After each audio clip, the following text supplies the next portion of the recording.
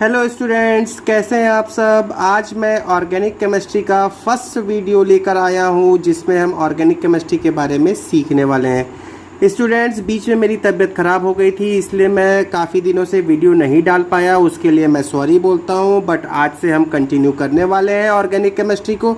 तो चलिए स्टार्ट करते हैं। आज मैं ऑर्गेनिक केमिस्ट्री का फर्स्ट पार्ट लेकर आया हूँ स्टूडेंट्स, जिसमें मैं आपको ऑर्गेनिक केमिस्ट्री का बहुत फंडामेंटल और बेसिक बातें बताने वाला हूं। और स्टूडेंट्स, एक बात आपको क्लियर कर देता हूं कि बहुत सारे बच्चों को ऑर्गेनिक केमिस्ट्री का डर रहता है। मैं आपको यकीन दिलाता हूं कि ऑर्गेनिक केमिस्ट्री के बारे में ऐसे कुछ छोटे छोटे पॉइंट बताने वाला हूं जिससे आपका ऑर्गेनिक केमिस्ट्री लगभग 50% कवर हो जाएगा। बस छोटी छोटी बातों को याद करेंगे तो 50% कवर हो जाता है। बाकी रेस्ट ऑफ द पार्ट के लिए आपको थोड़ा सा याद करना पड़ेगा, ठीक है। तो 50% पढ़ना है तो छोटी छोटी बातों को याद करने वाले हैं। तो इन छोटी बातों को कुछ पॉइंट्स के फॉर्म में मैं अलग अलग वीडियो में बनाने वाला हूं। ऑर्गेनिक केमिस्ट्री क्योंकि एक लंबा टॉपिक है तो बहुत सारे वीडियो बनने वाले हैं इसके, और छोटे छोटे वीडियो मैं बनाने वाला हूं ताकि आपको किसी प्रकार का कोई कंफ्यूजन ना हो। तो स्टूडेंट्स, आप सभी से एक रिक्वेस्ट है कि ऑर्गेनिक केमिस्ट्री जब भी पढ़ें आप बहुत केयरफुली पढ़ें, और ये सब्जेक्ट आपको रिवीजन भी मांगता है तो आप इसको कंटिन्यूअसली रिवीजन करें। हो सकता है एक बार आप नोट्स बना लें, और नहीं तो आप वीडियो को बार बार रिपीट करते रहें, क्योंकि मैं वीडियो बहुत छोटे छोटे एक सिंगल टॉपिक के फॉर्म में बनाने वाला हूँ विथ एग्जांपल्स, और साथ ही साथ हम ACF के क्वेश्चंस भी देखने वाले हैं कि आखिर किस टॉपिक से ऑर्गेनिक केमिस्ट्री में क्या क्वेश्चन पूछा गया है। तो स्टूडेंट्स, सबसे पहले हम ये जान लेते हैं कि आखिर फंक्शनल ग्रुप क्या होता है। क्या होता है फंक्शनल ग्रुप, ठीक है। तो एक्चुअली आपको ये फंक्शनल ग्रुप बस सीख लो क्या होता है, याद करने के लिए इतने बार ये यूज़ होगा कि आपको ऑटोमेटिकली याद हो जाएगा, ठीक है। क्योंकि मैं बताया ना अभी जो कुछ छोटे छोटे मैं पॉइंट्स लिखाने वाला हूँ आपको, करीब करीब 15-20 पॉइंट लिखाने वाला हूँ छोटे छोटे। उन पॉइंट्स को यदि समझना है तो आपको फंक्शनल ग्रुप जानना जरूरी है। इसको हम हिंदी में कहते हैं क्रियात्मक समूह। क्या कहते हैं स्टूडेंट्स? क्रियात्मक समूह। तो इसका डेफिनेशन मैं बोल देता हूँ, आपको याद करने की ज़रूरत बिल्कुल भी नहीं है। सपोज आपके पास में एक एल्केन है। एल्केन आपको पता है क्या क्या होता है? एल्केन एक ऐसा ऑर्गेनिक कंपाउंड है जिसमें कार्बन कार्बन के बीच में क्या होता है स्टूडेंट्स? क्या होता है? सिंगल बॉन्ड होता है, ठीक है, सिंगल बॉन्ड होता है। नाउ यदि एल्केन है तो इसका जनरल फार्मूला होता है CnH2n+2, ठीक है, CnH2n+2। ये हो गया एल्केन का सिंपल फॉर्म। अभी आप ये देखिएगा, सपोज मेरे पास में CH4 है, ठीक है। CH4 एक क्या है स्टूडेंट्स? इसको हम क्या बोलते हैं? मेथेन। एक कार्बन के कारण हम इसके क्या कह दिया? मेथ, और सिंगल बॉन्ड है इसलिए एन, मेथेन कह दिया, ठीक है। एनीवे जो भी बात है, अभी आप इसमें से एक हाइड्रोजन को हटा दो, माइनस कर दिया मैंने एक हाइड्रोजन, तो ये क्या हो गया स्टूडेंट? CH3, ठीक है, एक वैलेंसी फ्री, ठीक है। अभी वैसे आपको पता होगा स्टूडेंट, कार्बन की 4 वैलेंसी होती है, पता ही होगा, ये तो अभी तक बहुत फंडामेंटल बातें हैं। कार्बन की कितनी वैलेंसी होती है? 4 वैलेंसी, तो 4 बॉन्ड होना ही चाहिए कार्बन पे। तो मैंने एक हाइड्रोजन को हटाया तो एक वैलेंसी फ्री हो गई, एक संयोजकता फ्री हो गई। अब मैंने इस पर क्या ऐड कर दिया? OH ऐड कर दिया। सपोज OH ऐड कर दिया तो ये हो गया OH ऐड कर दिया। तो एक हाइड्रोजन को हटाया और OH ऐड कर दिया, तो इसका नाम भी चेंज हो गया। क्या हो गया इसका नाम? एक कार्बन है तो मेथ, और एन ऑल, मेथेनॉल हो गया। क्या नेमिंग को मैं आपको धीरे से समझाने वाला हूँ, अभी हम फंक्शनल ग्रुप समझ रहे हैं। तो स्टूडेंट्स, ये समझना कि ये जो OH है ये एक फंक्शनल ग्रुप है। क्या है? ये एक फंक्शनल ग्रुप है। कैसे कह दिया फंक्शनल ग्रुप है? क्योंकि ये मीथेन में जुड़कर, क्या ये मीथेन CH4 में जुड़कर उसको एक नए पदार्थ में कन्वर्ट कर दिया। मतलब आप ये समझना कि ये OH एक ऐसा समूह है जो एक हाइड्रोजन या एक से ज़्यादा हाइड्रोजन को प्रतिस्थापित कर उसके जगह पर जुड़ गया, तो इसके गुणों में चेंज आ गया। ये आपको पता ही है, ये क्या होता है? एल्कोहल है। ये क्या है? एल्केन है। तो एल्केन और एल्कोहल के गुण में परिवर्तन होगा कि नहीं होगा? इसका बॉइलिंग पॉइंट अलग होगा, इसका बॉइलिंग पॉइंट अलग होगा। हो सकता है ये कलरलेस हो, ये होगा कलरफुल। ये हो सकता है गैस हो, ये हो सकता है लिक्विड हो। मतलब क्या हो गया? इसके प्रॉपर्टीज में चेंजेस आ गई सिर्फ और सिर्फ OH के जुड़ने से। तो OH एक फंक्शनल ग्रुप है। तो ऐसे स्टूडेंट्स हमारे पास में बहुत सारे फंक्शनल ग्रुप हैं। आपको इन फंक्शनल ग्रुप के बारे में पता चल जाए तो काफ़ी चीज़ें आपके लिए आसान हो जाएंगी। अभी मैं उन्हीं फंक्शनल ग्रुप के बारे में बताने वाला हूँ स्टूडेंट्स जो आपको ज़रूरत है। मतलब बहुत सारे फंक्शनल ग्रुप होते हैं ऑर्गेनिक केमिस्ट्री में, पूरा ऑर्गेनिक केमिस्ट्री तो आपको पढ़ाना नहीं है, ACF का तो लिमिटेड सिलेबस होता है। तो आपको जो ज़रूरत है मैं उतने ही फंक्शनल ग्रुप के बारे में बताने वाला हूँ। तो स्टूडेंट्स आप केवल ना 3-4 फंक्शनल ग्रुप के बारे में जान लें, जैसे जैसे ज़रूरत पड़ेगी आगे आपको और भी बातें बताते जाएंगे। तो सबसे पहले स्टूडेंट्स सबसे पहला फंक्शनल ग्रुप है OH। यदि कंपाउंड में, ऑर्गेनिक कंपाउंड में, ऑर्गेनिक यौगिक में OH एक फंक्शनल ग्रुप जुड़ा हुआ है तो उस कंपाउंड को हम क्या कहते हैं स्टूडेंट्स? एल्कोहल कहते हैं। ठीक है, जैसे मैंने बोल दिया मेरे पास में CH3 है और OH है, CH3OH, तो ये एक एल्कोहल है। और क्या बोल दिया मैंने? बोल दिया कि CH3CH2OH, क्या बोल दिया? ये एक एल्कोहल है। आप देख सकते हो स्टूडेंट्स कार्बन के सभी वैलेंसी, सभी संयोजकता संतुष्ट है। जैसे मैं आपको इसको बॉन्डिंग स्ट्रक्चर बता देता हूँ, बहुत बेसिक बात मैं कह रहा हूँ। यदि ये देखो कार्बन से 3 हाइड्रोजन मैंने लगा लिया और एक OH लगा लिया, तो इस टाइप का बॉन्डिंग स्ट्रक्चर होता है। इतना आपको शायद पता होगा। ठीक है, बहुत बेसिक मैं बातें बता नहीं रहा हूँ।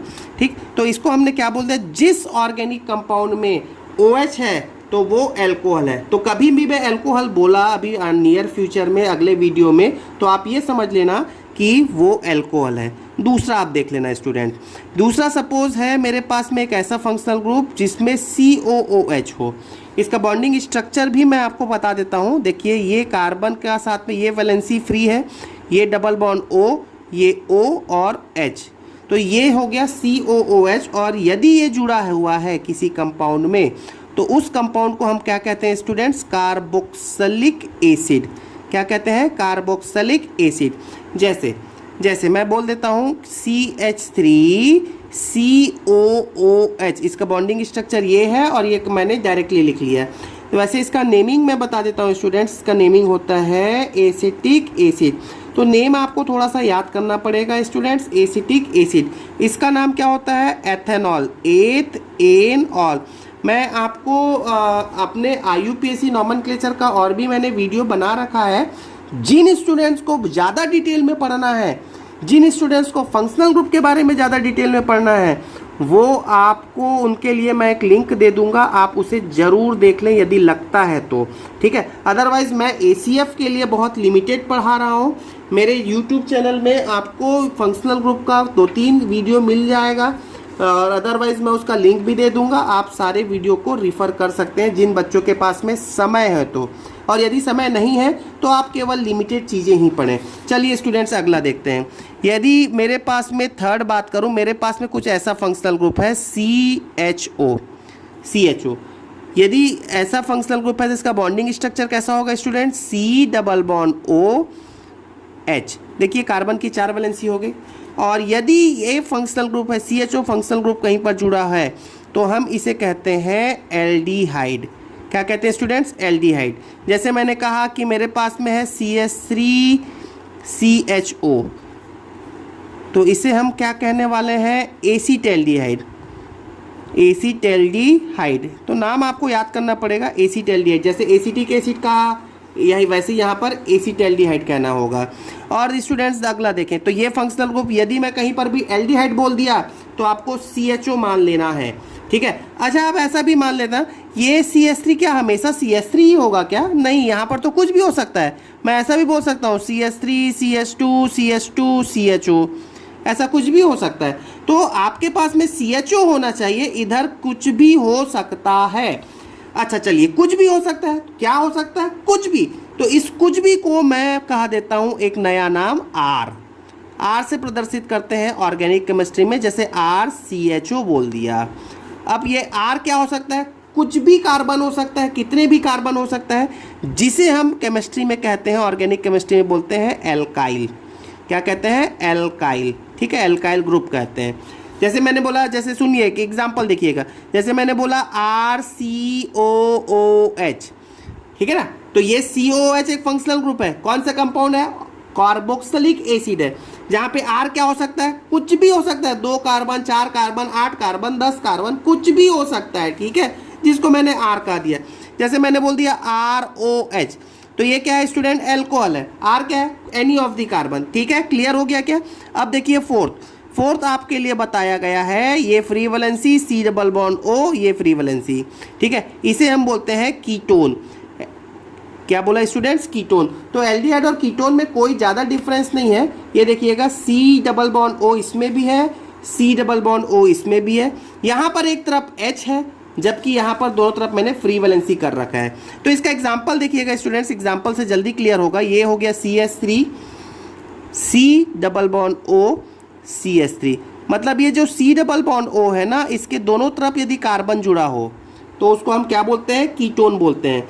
यदि एक तरफ कार्बन हो और एक तरफ H हो, जैसा यहाँ पर लिखा हुआ है, देखो C डबल बॉन्ड O के एक तरफ H है, एक तरफ कोई भी कार्बन जुड़ा हो, ठीक है, तो इसको हम क्या बोलते हैं? एल्डिहाइड बोलते हैं। तो कीटोन और एल्डिहाइड में डिफरेंस समझ में है। और इस कंपाउंड का नाम वैसे तो है एसीटोन, ACETONE, एसीटोन। और इसको जनरली हम क्या बोलेंगे? जैसे यहाँ पर देखो, ये क्या है? कोई भी कार्बन हो सकता है, जरूरी है कि एक कार्बन हो? नहीं, कुछ भी कार्बन हो सकता है। R C double bond O R, तो any of the carbon may be in ketone, ठीक है। तो C डबल बॉन्ड O के दोनों साइड पे 2 एल्काइल ग्रुप हो सकते हैं। ये सेम भी हो सकता है और अलग अलग भी हो सकता है। एल्काइल ग्रुप मतलब कि कार्बन। चलिए अब अगला देखते हैं। एक हो सकता है स्टूडेंट R, ये फंक्शनल ग्रुप में लिखता हूँ CN। इसका जो बॉन्डिंग स्ट्रक्चर होता है वो C ट्रिपल बॉन्ड N होता है। इसको हम बोलते हैं, यदि ये फंक्शनल ग्रुप यदि जुड़ा हुआ है आपके कंपाउंड में, तो हम बोलते हैं इसको एल्काइल साइनाइड। क्या कहते हैं स्टूडेंट्स? Alkyl cyanide. जैसे मैंने बोला CH3CN। अब CH3 का नाम क्या है? मेथाइल। तो इसको हमने कहा, इस कंपाउंड को हमने क्या कहा? मेथाइल साइनाइड, ठीक है। तो मैं IUPAC नॉमेनक्लेचर का एक वीडियो बना रखा हूँ, लिंक मैं दे दूंगा, आप उसको देख लो।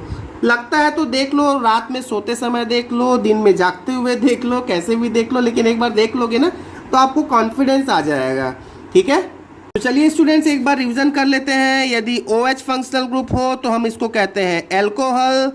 यदि COOH फंक्शनल ग्रुप जुड़ जाए, जैसे मैं यहाँ लिख देता हूँ R, ठीक है, RCOH हो जाए तो इसको हम कहते हैं कार्बोक्सिलिक एसिड। कार्बोक्सिलिक एसिड कहते हैं। यदि आपके पास में RCN है तो हम इसको बोलते हैं एल्काइल साइनाइड। एल्काइल साइनाइड कहते हैं। यदि आपके पास में RCHO है तो हम इसको बोलते हैं एल्डिहाइड, ठीक है। और यदि आपके पास में RCOR है तो आप ये देखो C डबल बॉन्ड O, ठीक है, बॉन्डिंग स्ट्रक्चर मैं नहीं बता रहा हूँ, तो इसको हम बोलते हैं कीटोन कहते हैं, ठीक है। तो आज के लेक्चर में आपने ज़्यादा कुछ नहीं सीखा है, हमको ज़्यादा दिमाग नहीं लगाना है, आप केवल इतने फंक्शनल ग्रुप को सीख लो, बस मेरे इतना फंक्शनल ग्रुप सीखने से काफ़ी कुछ काम हो जाएगा। वैसे आपको पता ही होगा स्टूडेंट्स, एक बात तो और मैं कह दूं, यदि कार्बन कार्बन सिंगल बॉन्ड हो तो हम क्या कहते हैं? उसको एल्केन कहते हैं, ये शायद पता ही होगा आपको। यदि कार्बन कार्बन में डबल बॉन्ड है तो हम उसको कहते हैं एल्कीन कहते हैं। यदि कार्बन कार्बन के बीच में ट्रिपल बॉन्ड हो तो हम उसको कहते हैं स्टूडेंट्स एल्काइन, ठीक है। ये तो उतनी ज़रूरत नहीं पड़ेगी आपको, फिर भी पता ही है, ठीक है।